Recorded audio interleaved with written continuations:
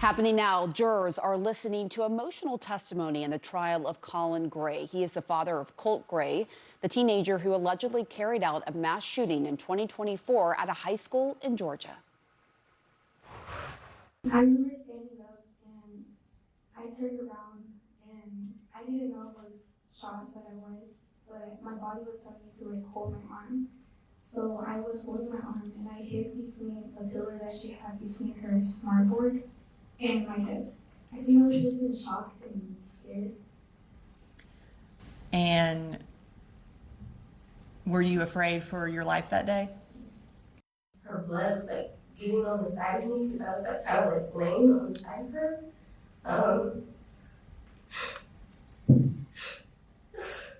And take your time, Nautica. I remember my teacher telling me to stay awake because I was really tired. I felt a really hot spot at the bottom of my leg, and then I reached down and noticed that I got hit. And then my friend Brittany took off her jacket and wrapped it around my leg, and then I passed out after that. What do you remember about what he did? He stood there and then he started shooting at us. What did you do when the shooting started? We all jumped to the floor. Do you remember when you realized that you had been shot? Yeah. And tell us about that. After I got shot, I turned to my friend Landon and I asked him to hold my hand because I was scared. And did he hold your hand? Yeah. Where were you when you asked him to hold your hand? I was in the classroom floor. And we just want to note we're not showing their faces because they're minors. With us now is CNN correspondent Jean Casares and attorney and legal affairs commentator Areva Martin. Good morning to you both. Jean, I want to start with you. We've heard this just extremely heart-wrenching, emotional testimony in this trial already. How is the jury reacting to this? Well, what we just heard from Isabel Rosales in the courtroom is that with the last minor that took the stand, that one juror was just shaking her head in disbelief as she was testifying. Another looked away. There are photographs that are being shown to them of these children's injuries.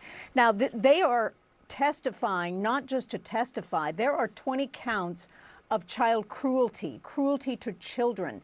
And these are felony counts, and these children are so brave because they have to take the stand and testify what happened to them. One thing that we heard yesterday, and now we've heard from her today, one of the minors, she was shot in the classroom.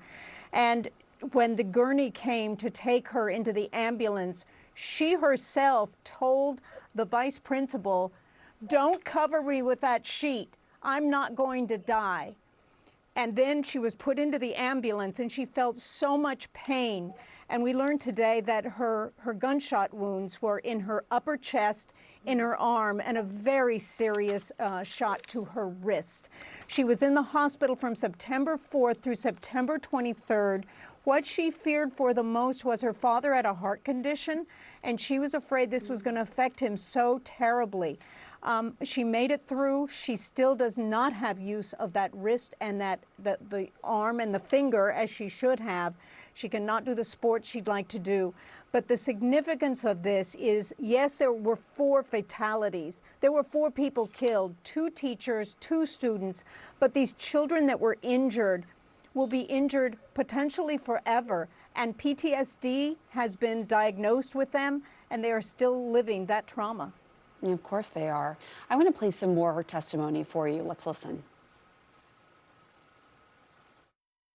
I saw Colin Gray. He was up on the floor with his hands behind his back. Had you ever seen him before? No. Okay. Did you know who he was? No. Okay. Thinking. What did you think when you saw him? I saw red. I was very mad. I hadn't even processed these because when I thought about who would do this, I was thinking maybe an angry parent, some kind of alumni that had a bad experience at the high school, terrorist attacks, anything. I did not think another student that had no reason to be in my school would have come. Did you say anything to him when you passed him? Yes. What did you say to him?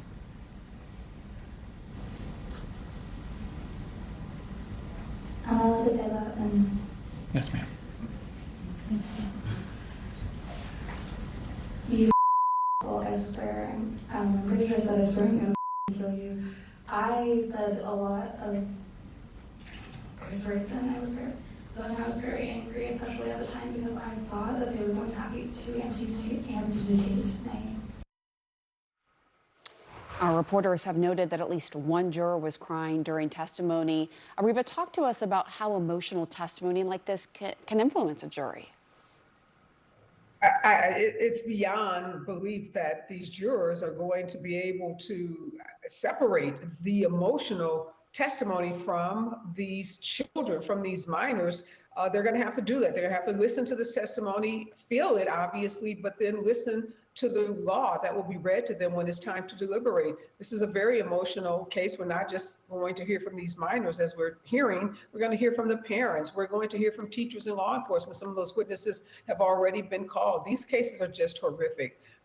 Families struggle to understand how someone can allow their child to have access to a weapon, particularly when we've seen cases like the Michigan case involving the Crumbly family, when parents were prosecuted for allowing their son, in that case, to have access to a gun, and he engaged in similar conduct in a Michigan school. So these cases are just hard to wrap your head around, Pamela, because we've seen them. We've been here before. This is not new. And fortunately, we continue to see parents engaging in this conduct. And of course, you know, he says he is innocent here, but there is this body camera video from the Jackson County Sheriff's Office. This is something I want to play for you. I believe we have it. And this is when the Sheriff's Office spoke with Colin and Colin Gray prior to the school shooting. Let's watch. I don't know anything about him saying like that, and I'm going to be mad as hell if he did. And then all the guns will go away, and they won't be accessible to him. You know, I'm trying to be honest with you, I'm trying to teach him about firearms and safety and how to do it all and get him interested in the outdoors. Like on my phone. Get him away from those video games. Exactly right. And whatever y'all telling him, please instill in him that if this is whatever or wherever this is coming from, it's no joke. Yeah. Like, it's no joke. But we wouldn't be here if it was. No, I know. And I'm telling you right now, we talk about it quite a bit. All the school shootings, things that happen. So did your dad kind of explain everything to you?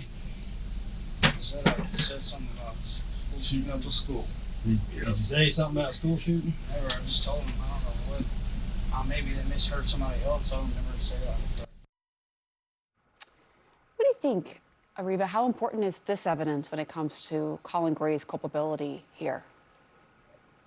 Well, what we're seeing in this case, we've seen in the opening statements, the prosecution presenting a case that the father ignored clear warning signs that his son had mental health issues, that his son was fascinated with school shootings, that he had a shrine in his room to the Parkland school shooter. And then we heard the defense make the counter argument that his son led a double life, that he hid his intentions from the dad, that the dad had no knowledge that he could be a danger to students at the school and that he was going to plan this kind of attack. The jurors are going to have to decide, was this a father that engaged in reasonable conduct? Was his conduct reasonable as it related to giving his son access to a gun, which he's apparently admitted to? Was this father reasonable with regards to following up on mental health issues, getting referrals for his son, protecting his son from this kind of conduct? And that's really at the crux of this case, is criminal negligence. Did this father engage in unreasonable conduct as it relates to access to a firearm and ammunition? All right, Jean Casares, Areva Martin, thank you both, and we'll be right back.